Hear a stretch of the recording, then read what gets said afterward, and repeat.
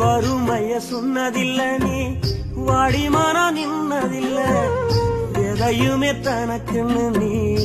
இதுவரை என்னதில்ல சொத்து சுகம் வந்ததில்ல ஒரு சொந்த அள்ளி தந்ததில்ல எத்தனைய துன்பத்திலும் நீ யாரையுமே நுந்ததில்ல உழைச்சி